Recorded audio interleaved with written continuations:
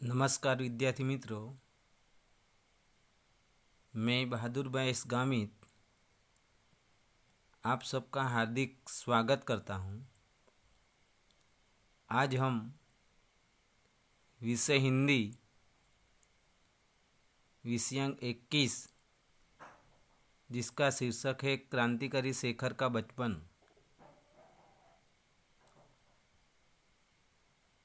साहित्य प्रकार है जीवनी, लेखक का नाम है सच्चिदानंद हीरानंद वात्स्यायन, उसको हम अग्नि जी के नाम से भी जानते हैं। सबसे पहले हम सच्चिदानंद हीरानंद वात्स्यायन अग्नि जी के बारे में देखेंगे। आधुनिक हिंदी काव्य धारा में नई कविता के प्रमुख कवि एवं बहुचर्चित उपन्यास के रूप में अग्नि जी का नाम एवं प्रदान उल्लेखनीय है।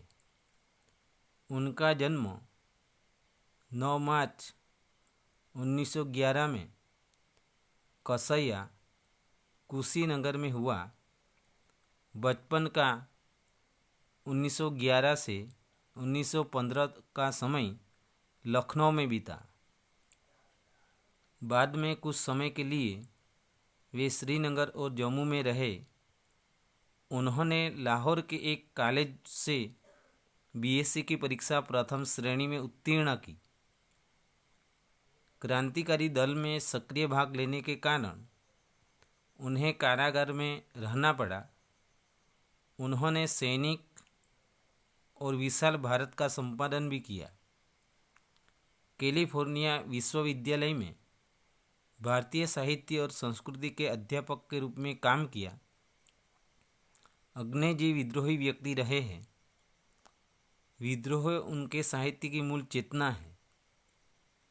उनका उपन्यास शेखर एक जीवनी प्रेमचंद के गोदान के बाद सबसे महत्वपूर्ण उपन्यास माना जाता है। इसके अतिरिक्त उन्होंने नदी के द्वीप और अपने अपने अजनबी उपन्यास भी लिखे हैं। वे हिंदी कविता में प्रयोगवादी आंदोलन के प्रवर्तक माने जाते हैं। इन्हें आंगन के पार द्वार काव्य कृति पर साहित्य अकादमी ने पुरस्कृत किया। कितनी नावों में कितनी बार पुस्तक पर ज्ञानपीठ पुरस्कार प्रदान किया गया। भग्नदूत, चिंता, इत्यलम, हरी घास पर क्षण भर, बावरा अहेरी, अरी हो करुणा, प्रभामय उनकी प्रमुख काव्य कृतियाँ हैं। उन्होंने तार सप्तक का भी संपादन किया था। ऐसे हिंदी साहित्य जगत में जाने माने लेखक यानी सच्चिदानंद हीरानंद वात्स्यायन के बारे में मैंने आपको बताया। अभी हम देखेंगे क्रांतिकारी शेखर का बचपन के बारे में सारांश को देखेंगे। क्रांतिकारी शेखर का बचपन उनके प्रसिद्ध उपन्यास यानी अग्नि जी के प्रसिद्ध उपन्यास शेखर एक जीवनी भाग 1 का अंश है। यह उपन्यास 1940 में लिखा गया था। बचपन से लेकर कॉलेज जीवन तक का जीवन चरित्र है। इस जीवनी में क्रांतिकारी शेखर का बचपन से लेकर कॉलेज जीवन तक का जीवन चरित्र अग्नि जी ने लिखा है। शेखर का जीवन दर्शन स्वातंत्र्य की खोज लक्षित है। वह लील पर चलने वाला नहीं है।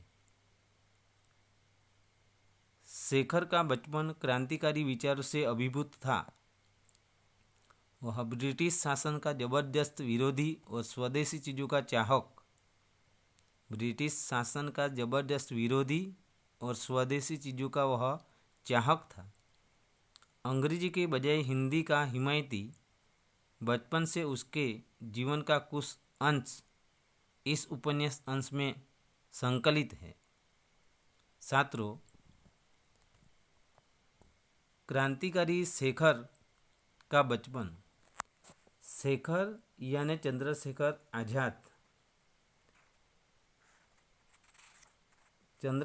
आज़ाद बचपन से ही क्रांतिकारी विचारों रखने वाला था। हमारे देश को आज़ादी दिलाने में चंद्रशेखर आज़ाद जैसे कई क्रांतिकारियों ने देश को आज़ादी दिलाने में अपनी कुर्बानी न्योछावर कर दी है। उनमें से चंद्रशेखर आज़ाद भी, सुभाष चंद्र बोस भी, भगत सिंह जैसे कई क्रांतिकारियों ने देश को आज़ादी दिलाने में अपनी कुर्बानी न्योछावर कर दी है। उनमें से एक क्रांतिकारी यानी चंद्रशेखर आज़ाद के बचपन के बारे में हम देखेंगे। सन 1940 में गांधी जी ने देश में असहयोग आंदोलन आरंभ किया। महात्मा गांधी ने 1940 में देश में असहयोग आंदोलन का प्रारंभ किया। उस आंदोलन में स्वदेशी आंदोलन भी इसका एक हिस्सा था। इसके अंतर्गत सभी विदेशी वस्तु का परित्याग करना था। असहयोग आंदोलन में सभी विदेशी चीजवस्तु का परित्याग करना और स्वदेशी चीजवस्तु को अपनाना था। इस पाठ के नायक शेखर यानी चंद्रशेखर भी इसका गहरा प्रभाव पड़ा। स्वदेशी चीजवस्तु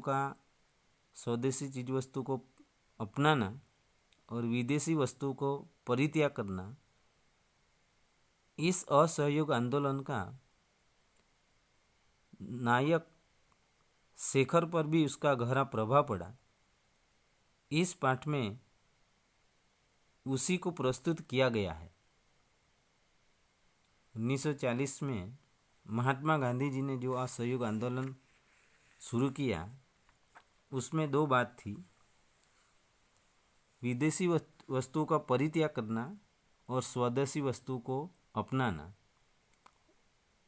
उस आंदोलन का चंद्रशेखर के जीवन में उसका गहरा प्रभाव पड़ा। यही बात हम अभी देखेंगे। असहयोग की एक लहर आई और देश उसमें बह गया। असहयोग का मतलब है सहयोग न देना। गांधी जी के द्वारा चलाया गया आंदोलन यानी असहयोग आंदोलन। असहयोग का मतलब है सहयोग न देना। असहयोग की एक लहर आई। असहयोग की एक लहर आई कहने का मतलब असहयोग आंदोलन शुरू हुआ और देश उसमें बह गया और देश के सभी लोग उसमें जुड़ गए। महात्मा गांधी जी ने असहयोग आंदोलन शुरू किया और देश के सभी लोग उसमें जुड़ गए। शेखर भी उसमें बहने की चेष्टा करने लगा। चंद्रशेखर आज़ाद भी उसमें बहने की, उस आंदोलन में जुटने की चेष्टा इन्हें प्रयत्न करने लगा। और जब नहीं बह पाया, जब चंद्रशेखर आज़ाद उसमें जुड़ नहीं गया, तब हाथों से खेकर अपने को बहाने लगा। कहने का मतलब चंद्रशेखर आज़ाद भी उस आंदोलन में शामिल होने के लिए प्रयत्न करने लगा, लेकिन वह उसमें सहयोग न दिया। तब वह हाथों से खेकर का मतलब है नाव को पानी में आगे ले जाना। नाव को पानी में आगे ले जाना, बहने की चेष्टा तो की। जब वह बह नहीं पाया, उसमें जुड़ न गया, तब हाथों से खेकर कहने का मतलब जिस तरह पानी में नाव को आगे ले जाने के लिए हम प्रयत्न करते हैं, उसी तरह वह भी उसमें जुड़ने के लिए प्रयत्न करने लगा। खेकर अपने को बहाने लगा, खुद उसमें जुड़ने का प्रयत्न करने लगा। उसने विदेशी कपड़े उतार कर रख दिए, क्योंकि उस असहयोग आंदोलन का मुख्य हेतु ही यही था कि विदेशी वस्तु को परित्याग करना और स्वदेशी वस्तु को अपनाना। इसलिए चंद्रशेखर उस आंदोलन में हाथों से खेकर अपने को बहाने लगा, प्रयत्न करने लगा जुड़ने में। तब उसने विदेशी कपड़े उतार कर रख दिए।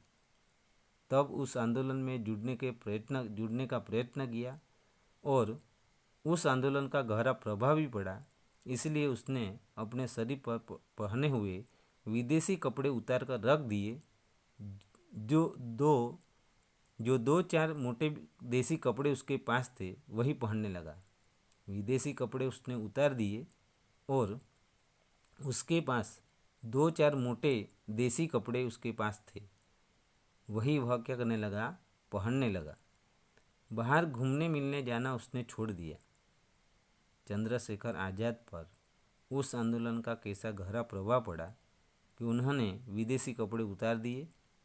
उसके पास जो देसी कपड़े मोटे दो चार कपड़े थे वह पहनने लगा और बाहर घूमने मिलने जाना उसने छोड़ दिया, क्योंकि इतने देसी कपड़े उसके पास नहीं कि बाहर जा सके।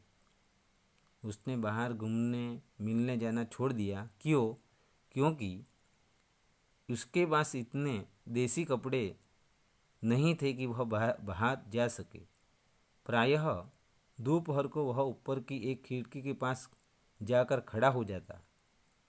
प्रायः दोपहर को वह घर के ऊपर की एक खिड़की यानी दरवाजे के पास जाकर खड़ा हो जाता और बाहर देखा करता था।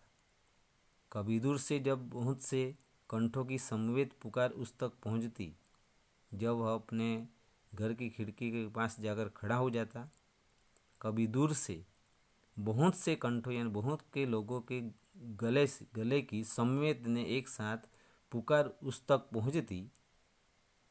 उस आंदोलन में जुड़े हुए बहुत से लोग एक साथ पुकारते थे और वही पुकार उसके घर तक पहुंचती। सभी लोग क्या पुकारते थे? गांधी का बोलबाला, दुश्मन का मुंह हो काला। यही नारा आंदोलन में जुड़े हुए लोग पुकारते थे। गांधी का बोलबाला, यहाँ पे एक मुहावरा भी है, मुंह काला होना यानी बदनाम होना और बोलबाला होना यानी प्रसिद्धि पाना। गांधी का बोलबाला, दुश्मन का मुंह हो काला। गांधी का बोलबाला, दुश्मन का मुंह हो काला। गांधी की प्रसिद्धि, गांधी की बोलबाला होनी चाहिए और दुश्मन लोग बदनाम होना चाहिए। मुंह हो काला का मतलब है बदनाम होना। यह नारा सुनते ही उसके प्राण पुलकित हो उठते। उसके प्राण क्या होते थे? पुलकित हो उठते थे। पुलकित का मतलब है प्रसन्न होना। पुलकित का मतलब है प्रसन्न होना। जब वह नारा पुकारते थे, गांधी का बोलबाला, दुश्मन का मुंह हो काला। बोलबाला होना यानी मैंने बताया अति प्रसिद्ध होना और मुंह काला होना का मतलब है बदनाम होना। यह नारा जब शेखर सुनते थे तब उसके प्राण पुलकित हो उठते। पुलकित होना यानी प्रसन्न हो जाते थे। वह बहुत प्रसन्न हो उठते थे और वह भी अपने खिड़की से पुकार उठता और वह भी खिड़की के सामने खड़े होकर वह भी पुकारने लगता कि गांधी का बोलबाला, दुश्मन का मुंह हो काला। यह नारा वह बार बार पुकारते थे। इससे आगे वह जा नहीं सकता था। यह नारा वह अपने घर में खड़े होकर पुकारते थे, लेकिन वह अपने घर से आगे जा नहीं सकता था। घर से अनुमति नहीं थी। घर से उसको अनुमति नहीं दी जा सकती थी। अनुमति का मतलब है इजाज़त। उसके माता पिता उसको इजाज़त, अनुमति नहीं देते थे। लेकिन अनुमति का न होना ही तो एक अंकुश था।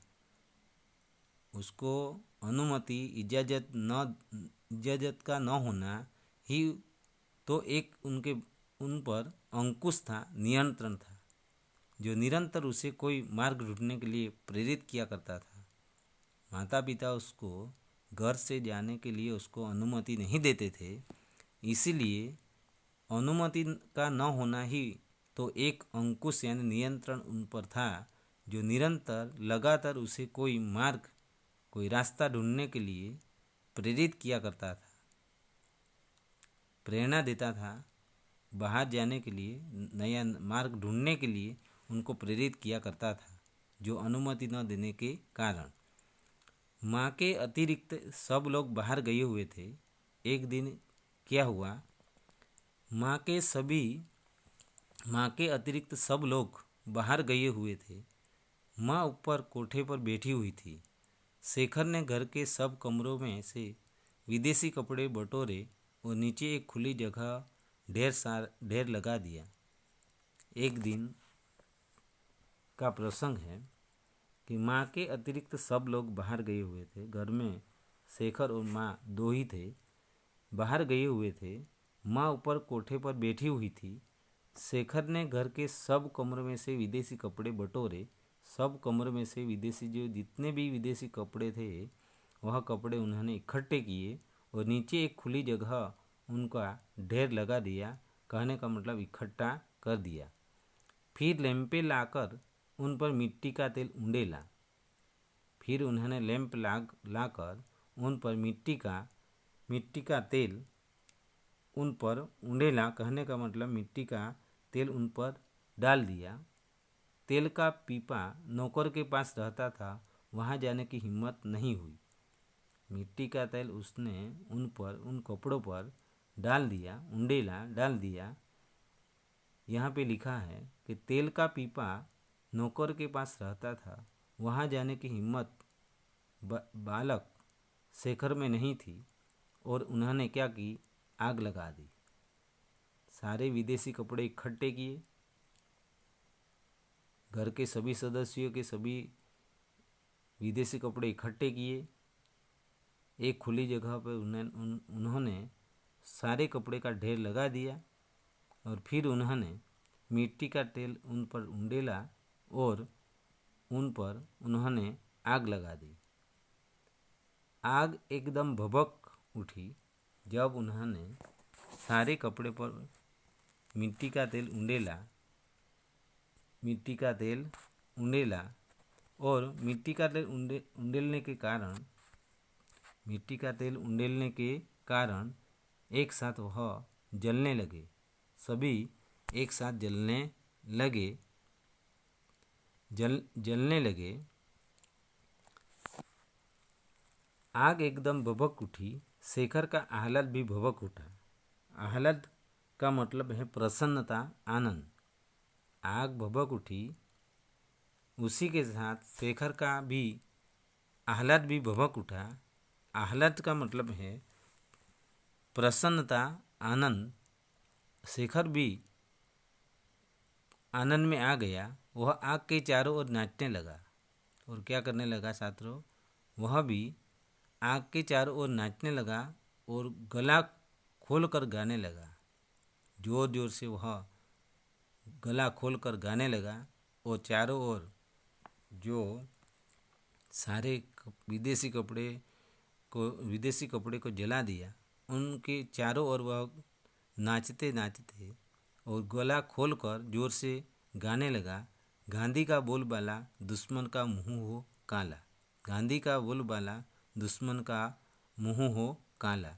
ऐसा कहकर वह जोर जोर से गला खोलकर, कहने का मतलब जोर जोर से वह गाने लगा और चारों ओर वह नाचने लगा। थोड़ी ही देर में माँ आई और थोड़ी ही देर में शेखर के गाल भी मानो विदेशी हो गए। ऊपर से उनकी माँ नीचे आई और थोड़ी देर में शेखर के गाल भी मानो विदेशी कपड़े की तरह क्या हो गए, लाल हो गए। कहने का मतलब उसके गाल भी जलने लगे। माँ ने उसको गाल पे थप्पड़ मारी, इसलिए उनका गाल भी आग की तरह कैसा हो गया, लाल हो गया, जलने लगा। लेकिन ढेर राख हो गया था। लेकिन कपड़े का सारा ढेर क्या हो गया था? राख यानी भस्म हो गया था। शेखर के मन में विदेशी मात्रा के प्रति घृणा हो गई। उसी दिन से शेखर के मन में विदेशी मात्रा के प्रति घृणा यानी नफरत हो गई। उसने देखा कि हमारी नस नस में विदेशी का प्रभुत्व ही नहीं, आतंक यानी भय भरा हुआ है। उसने बालक शेखर ने देखा कि हमारी नस नस में विदेशी का प्रभुत्व यानी अधिकार ही नहीं, लेकिन क्या भरा हुआ है? आतंक यानी भय भरा हुआ है। उसे पुरानी बातें भी याद आई और नई भी। शेखर को पुरानी बातें भी याद आई और नई बात भी याद आई। वह देखने लगा। उसे यह भी ध्यान हुआ कि पिता उसे घर में भाइयों से अंग्रेजी में बात करने को कहा करते हैं। पुरानी बात भी याद आई और नई बात भी वह देखने लगा। उसे यह भी ध्यान हुआ कि पिता उसे घर में भाइयों से अंग्रेजी में बात करने को कहा करते हैं।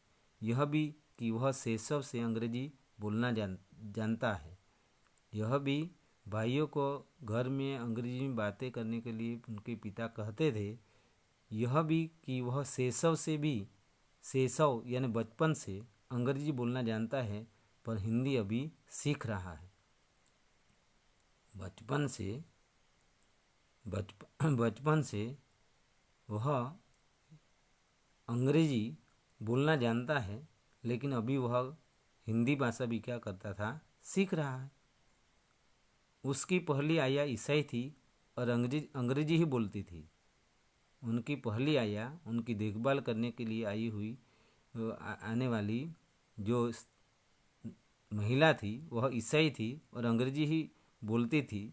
उसका पहला गुरु जिसके साथ उसे दिन भर बिताना होता था, वह उनका क्या था? अमेरिकन मिशनरी था।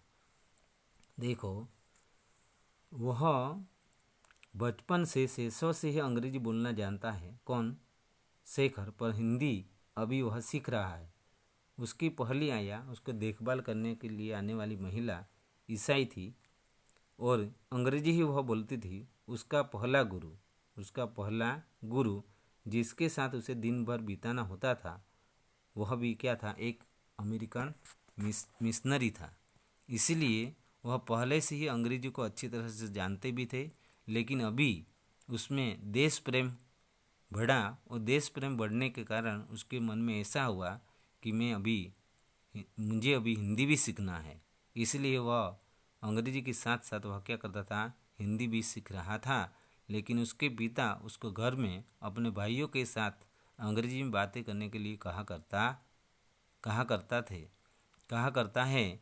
इसीलिए बचपन से ही चंद्रशेखर आज़ाद क्रांतिकारी विचारों रखने वाले थे।